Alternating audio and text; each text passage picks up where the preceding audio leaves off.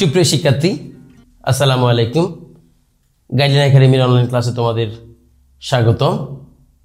আজকে আমরা কোরিলেশন অ্যানালাইসিসের গুরুত্বপূর্ণ কনসেপ্ট স্পেয়ারসম্যান র্যাঙ্ক কোরিলেশন নিয়ে ডিসকাস করব। তাহলে স্পেয়ারসম্যান র্যাঙ্ক কোরিলেশনের অঙ্কগুলো সলভ করতে হলে আমাদেরকে দুটো সূত্রের সাহায্য নিতে হবে। প্রথম যে সূত্র সেটা হচ্ছে R equal 1 minus 6 summation of d square divided by n cube minus n।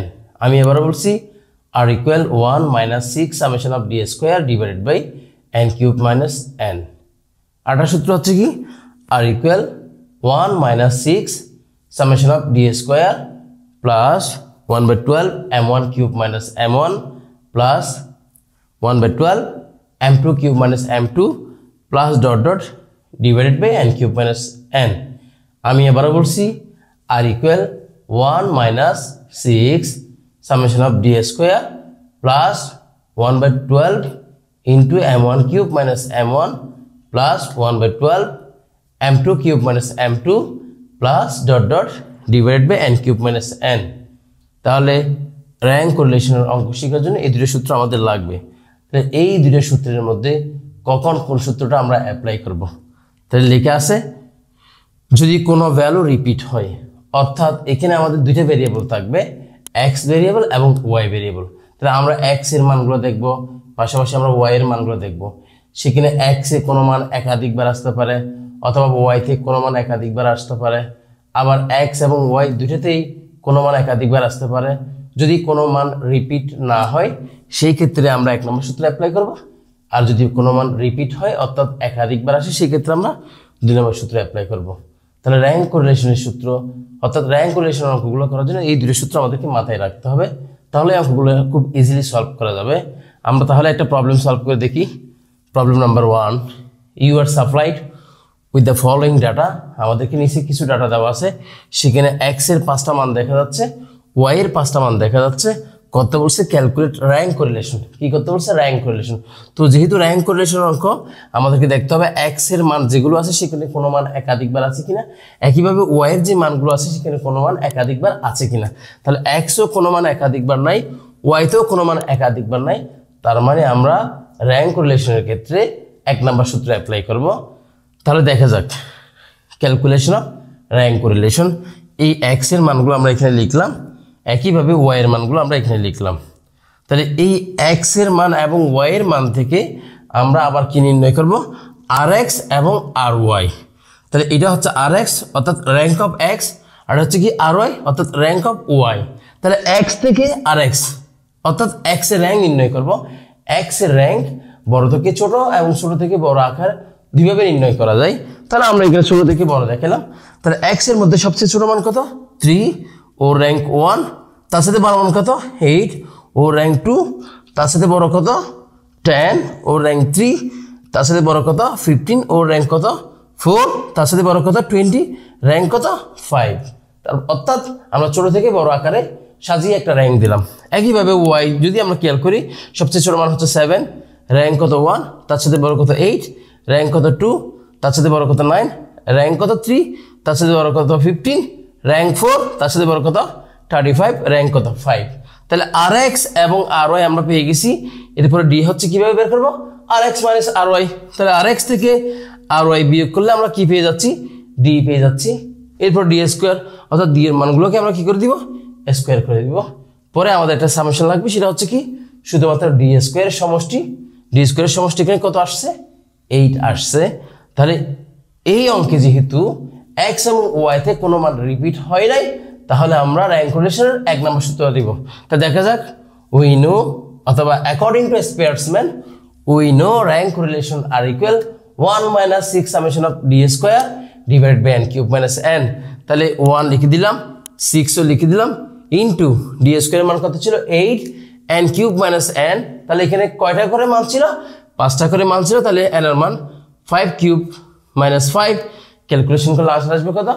0.60। তাহলে এই মানটা একটা পজিটিভ মান। পজিটিভের জন্য আমরা দুইটা কমেন্ট জানি, একটা হচ্ছে পারফেক্ট পজিটিভ, আরটা হচ্ছে পার্শিয়াল পজিটিভ। তাহলে এটা অবশ্যই কি হবে? পার্শিয়াল পজিটিভ হবে। From above calculation we can see that the value of r is 0.60, which is partial positive correlation. তাহলে আমরা একটা অঙ্ক সলভ করে ফেলছি এবং এই অঙ্কে কোনো রিপিট ছিল না। আরও একটা অঙ্ক সলভ করা যাক। Problem number 2, a company has taken examination of applicant for provide them in a job. Marks obtained of the applicant in 2 subject are as follows. তাহলে একটা কোম্পানি কিছু অ্যাপ্লিকেন্টের কাছ থেকে এক্সাম নিবে। কেন এক্সাম নিবে? জব দেওয়ার জন্য। তাহলে এখানে তাদের যে জবের তাদের যে এক্সামিনেশন সেটার মার্কসগুলো দেওয়া আছে। তাহলে অ্যাপ্লিক্যান্ট এই থেকে শুরু করে এই পর্যন্ত আছে। এরপর মার্কস অফ অ্যাকাউন্টিং এবং মার্কস অফ ম্যানেজমেন্ট। অ্যাকাউন্টিংয়ের কিছু মার্ক দেওয়া আছে, ম্যানেজমেন্টের কিছু মার্ক দেওয়া আছে, অর্থাৎ 2টা সাবজেক্টের মার্ক দেওয়া আছে। আমাদের কি বলা হচ্ছে? Compute the coefficient with rank. এই র্যাঙ্কটা কিওয়ার্ড আমাদেরকে কোএফিসিয়েন্ট অফ র্যাঙ্ক অর্থাৎ র্যাঙ্ক কোরিলেশন বের করতে বলছে। And makes comment on your result, এবং আমাদেরকে কমেন্ট করতে হবে রেজাল্টের উপর বেস করে। তো এটা যেহেতু র্যাঙ্কের অঙ্ক হলে আমাদেরকে দেখতে হবে কোনো মান রিপিট হয়েছে কিনা। তাহলে আমরা যদি অ্যাকাউন্টিং খেয়াল করি সেখানে দেখা যাচ্ছে 20টা 2বার দেখা যাচ্ছে। আমরা যদি ম্যানেজমেন্ট হিসেব করি সেখানে দেখা যাচ্ছে 30টা কয়বার? 3বার দেখা যাচ্ছে। তার মানে এই অঙ্কে রিপিট হয়েছে। তাহলে দেখা যাক solution. Let marks of accounting X আর মার্কস অফ ম্যানেজমেন্ট কি? ওয়াই। অর্থাৎ একটা তথ্যকে আমরা এক্স ধরে নিলাম, আরটা তথ্যকে আমরা কি ধরলাম? ওয়াই ধরলাম। ক্যালকুলেশন অফ র্যাঙ্ক কোরিলেশন, আমরা এখন র্যাঙ্ক কোরিলেশন নির্ণয় করব। তাহলে এক্স মানে হচ্ছে আমার অ্যাকাউন্টিংয়ের নাম্বারগুলো, আর ওয়াই হচ্ছে কি? ম্যানেজমেন্টের নাম্বারগুলো। তাহলে এক্স থেকে আমরা কি বের করব? আর এক্স। ওয়াই থেকে আমরা কি বের করব? আর ওয়াই। এরপর ডি এর মানটা আমরা পাবো কিভাবে? আর এক্স থেকে আর ওয়াই বিয়োগ করে, এরপর ডি কে আমরা স্কোয়ার করে দিলে কি পেয়ে যাবো? ডি স্কোয়ার পেয়ে যাবো। তাহলে আমরা এখন দেখি এক্স থেকে আর এক্স কিভাবে নির্ণয় করতে হয়। আমরা তো জানি এক্স থেকে আর এক্স আমরা ছোট থেকে বড় নির্ণয় করেছিলাম। তাহলে এখানে সবচেয়ে ছোট মানটা কত? 12 ও র্যাঙ্ক 1।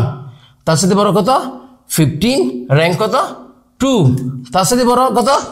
20। তাহলে 20 কয়বার আছে? 2বার। তাহলে 1, 2 র্যাঙ্ক আমরা সরাসরি দিয়ে ফেলছি। 3 যেটাকে দিব সেটা কয়বার আছে? 2বার। তাহলে এটা 20, এটাও 20। তাহলে একটাকে 3 আরটাকে 4 দেওয়া তো পসিবল না। তাই আমরা মনে মনে একটাকে 3 দিলাম, আরটাকে 4 দিলাম। একটাকে মনে মনে 3, আরটাকে মনে মনে কত? 4। 3 এবং 4 যোগ করলে কত হয়? 7 হয়। 7কে 2 দ্বারা ভাগ করলে, যেহেতু এখানে 2টা মান, 2 দ্বারা ভাগ করলে কত হয়? 3.5, 3.5। তাহলে এখন ভালো করে খেয়াল করতে হবে। 1 সরাসরি পেয়ে গেছি, 2ও সরাসরি পেয়ে গেছি, 3 এবং 4 মনে মনে পেয়ে গেছি। তাহলে 3, 4 চলে গেছে। এরপরে যেটা থাকবে সেটা 5।